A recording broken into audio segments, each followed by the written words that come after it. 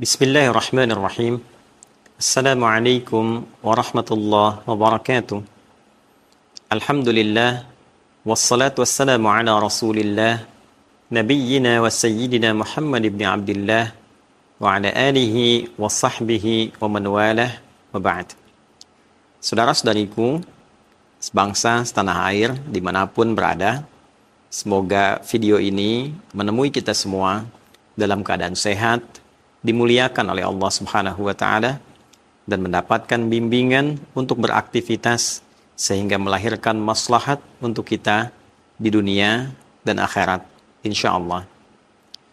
Teman-teman, seperti diketahui bahwa satu informasi, satu isu, satu berita yang saat ini begitu mengguncang baik pikiran, bahkan kerana spiritual kita semua, yang dikagetkan pada satu kasus yang mungkin kebanyakan orang tidak menduga, walaupun sesungguhnya itu realitas yang tampak di kehidupan sosial masyarakat kita.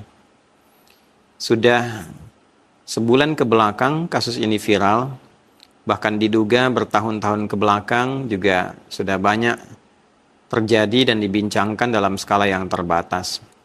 Untuk itu, dalam video ini, saya ingin memberikan 5 masukan, baik terkait dengan peristiwa dimaksud, dengan inisial yang sudah diketahui, publik bahkan, pun demikian juga secara umumnya, untuk mendapatkan pelajaran-pelajaran antisipatif, guna baik peristiwa itu tidak terjadi lagi di masa depan, ataupun pemicunya, dan segala macam bentuk penyimpangan yang dapat ditangani, dikendalikan oleh pemerintahan kita.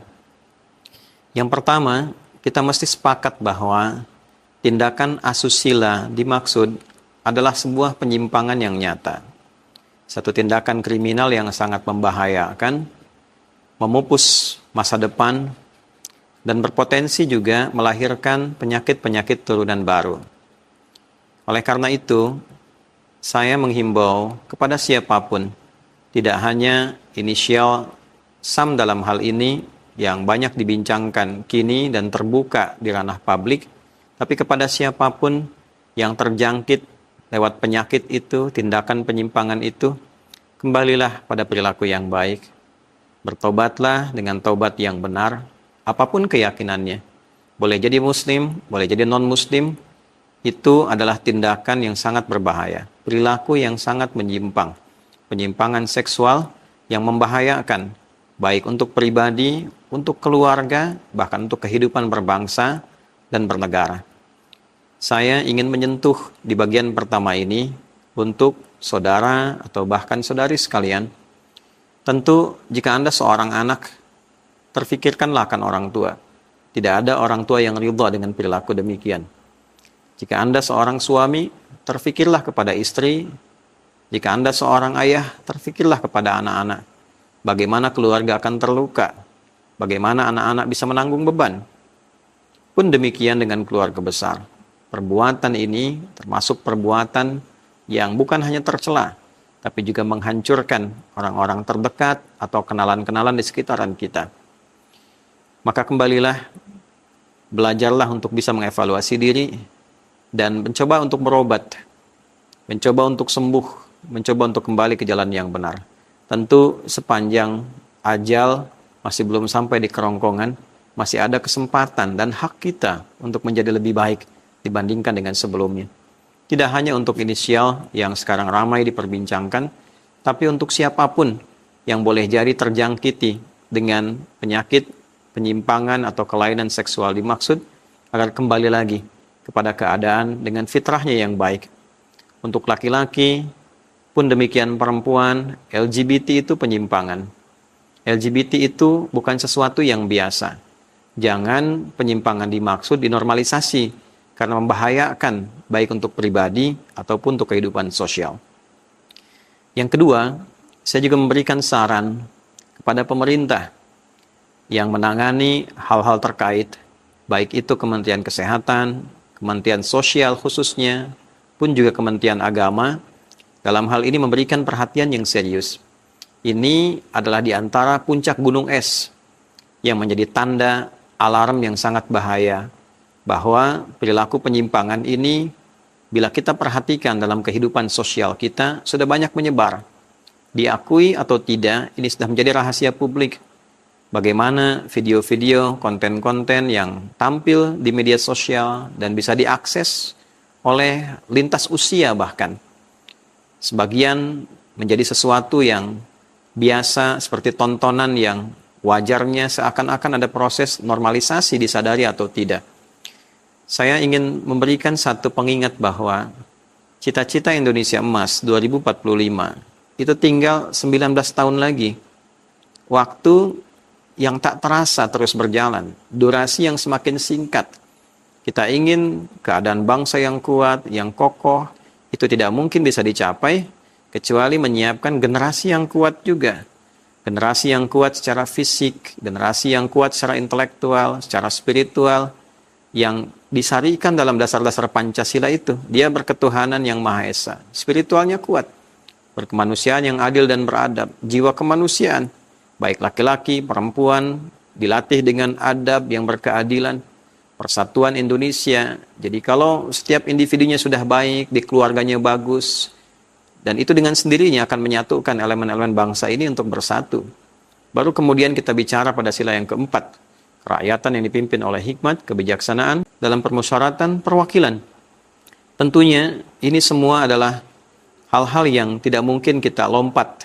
Tidak mungkin kita meraihnya tanpa melewati langkah demi langkah. Baru kita harapkan terjalinnya keadilan sosial bagi seluruh rakyat Indonesia. Teman-teman semua, terutama yang berada di pemerintahan, sekali lagi saya harap mohon diberikan perhatian yang sangat serius dalam persoalan ini. Tidak boleh ada kesan normalisasi dalam hal ini, karena sangat berbahaya.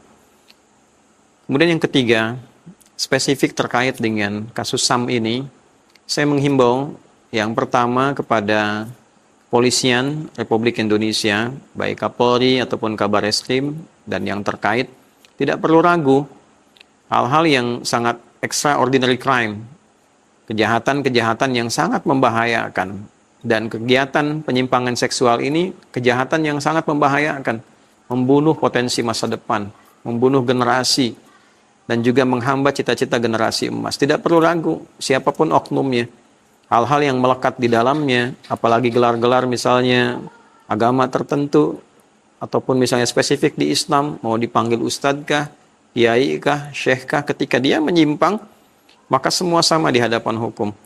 Silahkan, jangan ragu diproses, ya, sehingga memberikan kepastian hukum, perlindungan, pengayoman pada masyarakat, dan memberikan satu jaminan keamanan dan ketenangan.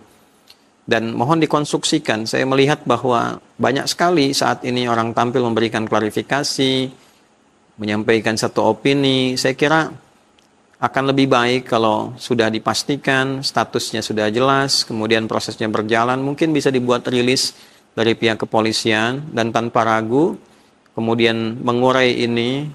Dan saya kira kalaupun ada faktor-faktor lain, tidak hanya terkait tindakan penyimpangan ini, mungkin ada faktor X tertentu atau yang lainnya, silahkan dikonstruksikan. Karena kepentingan bangsa itu nomor satu. Kepentingan negara itu mengalahkan segala kepentingan-kepentingan individu. Oleh karena itu, penjagaan terhadap nilai-nilai bernegara itu penting didahulukan.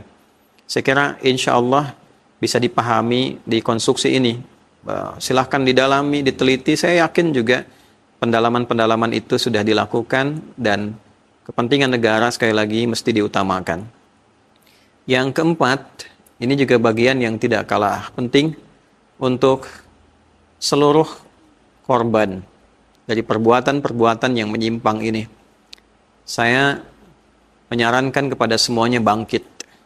Lawan trauma itu, buktikan bahwa Anda pemenangnya. Jangan biarkan mereka merasa menang, mereka merasa nyaman dengan tindakan menyimpang itu.